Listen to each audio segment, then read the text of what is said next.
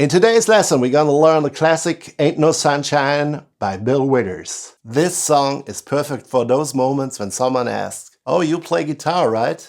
Can you play something for us?"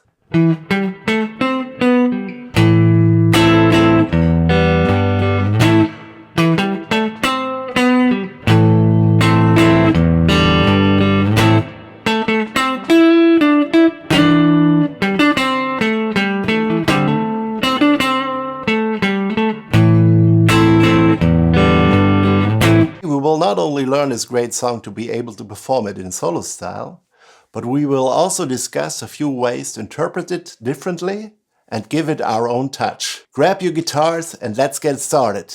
If you have something you can relate to, it is of course much easier to learn something new. Our melody consists of the A minor pentatonic, with a special note that we will get to in a moment.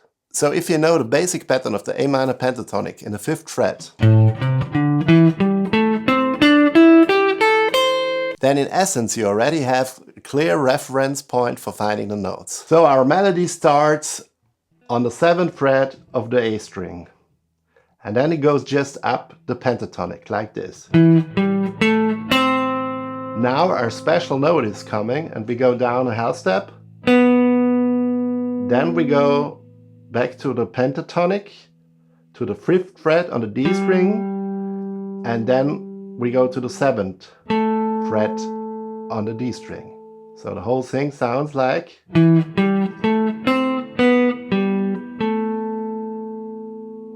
The second phrase is just a repetition of the first phrase.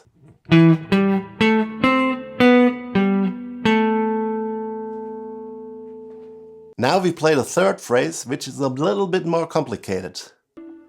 We start on the 7th fret of the D string and play this here. Then the second part of this phrase is. And now we play the whole thing.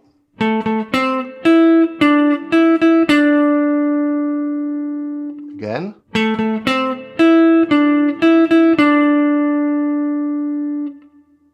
Now comes the 4th phrase and the most complicated phrase. We start on the 5th fret of the D string, like this.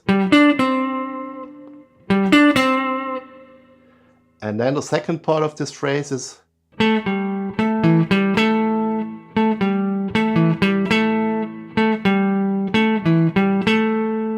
then the whole thing together.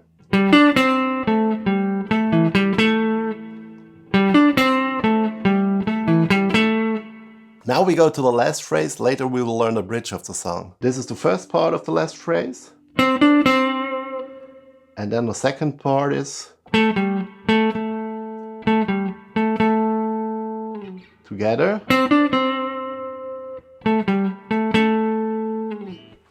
So far we only played one part of our guitar arrangement. That's the melody that Bill Withers sang, and now we're adding a bass line. The bass line is relatively simple. It looks like this. Open, 3, and 5.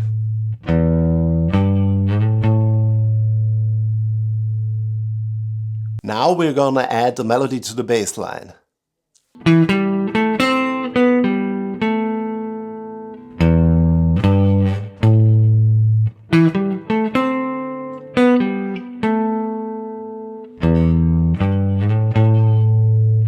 The chord structure is basically as follows. Our first two phrases land on the A minor chord, so we now play an A power chord at the end of a phrase.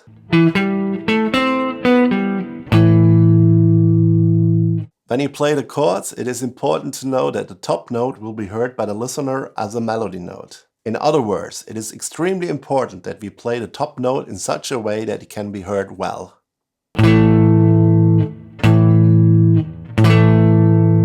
The third phrase lands on the E minor chord.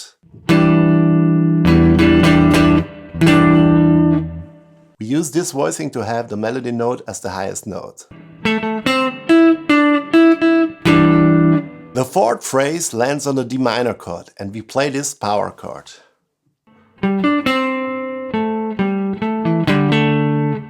And the last phrase lands on the A power chord again.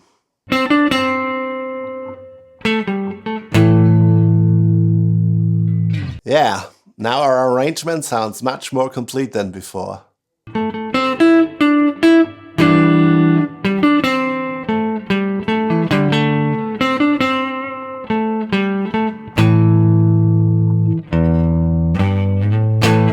For the A power chord, we can also play this A minor 7 chord.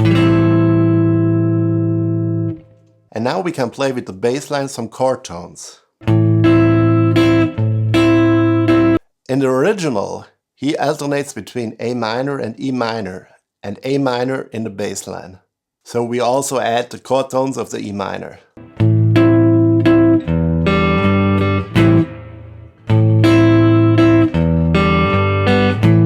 Now let's talk about different ways to articulate a song. These techniques are not their own sake, but are ideally inspired by the way singers use their voice. The voice is the most expressive instrument, and it has a wonderful way to connect notes, to bend notes, and much more. I'm showing a few examples with the idea that you will be inspired by them and use the techniques in your own individual special way. Maybe there are also some who cannot do them, or can not do all the techniques, then don't worry. Use what you can do and expand step by step. Here is an example with hammer-on and pull-offs.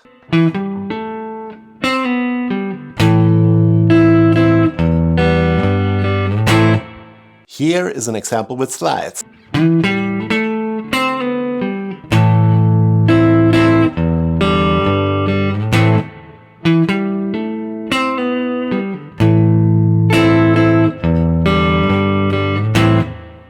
And as a last idea, vibrato and bending. We can now use the notes of the pentatonic to change some of the notes in the melody. It is important, of course, to be careful with this and to use good taste. Most of the time it makes sense to change the notes in between and not so much the target notes. Although sometimes that can even be the best or the coolest. Here is a variation again with the first phrase.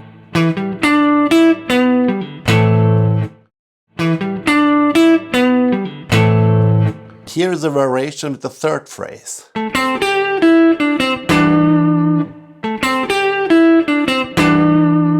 Again, the idea behind is that you should come up with these phrases yourself. It may be a little difficult at first if you've never done this before, but if you practice it, you'll soon be able to do it naturally. Sometimes you overshoot the mark, sometimes it doesn't sound so good, but that's the process, so see it as an inspiration to try out your melodic and rhythmic ideas. If you listen to Bill Withers' recording, you'll notice that he always varies the phrases slightly. Of course, this is something that many great singers and instrumentalists do, so it's always good to listen to songs by artists you like, to figure out the melody from the recording, and then take the inspiration from this for your phrasing and your articulation. The first phrase we learned, he varies in 3 different ways. So we'll use it now as an example to show how to vary the rhythm slightly rhythmically, to make it more interesting and personal.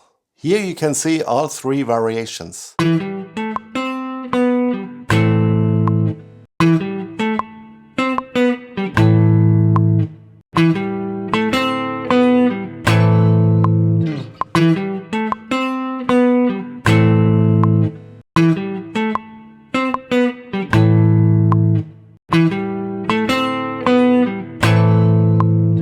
There are many ways to change the individual phrases. You can easily change the rhythm no matter what level you are at. Just experiment and see what comes out. You can also vary the rhythm of the bass line, something like this. The bridge is one of the parts that confuses many people. I often see the looks of shock on jam sessions when it comes to the bridge. How long is this part? But don't worry, it's not as complicated as it seems. There's a hidden rhythmically idea behind it, which once you understand, makes it much easier to understand the whole thing. The song has 16 notes as its smallest subdivision, which means there are 4 16 notes in one beat. But the rhythm figure, which is constantly repeated, I know, I know, I know, I know, consists of a 16th and an 8th note. In other words, it's only 3 16ths long. That's why it's shifting all the time where it's landing. I know, I know, I know, I know. Only after 4 times does the figure land back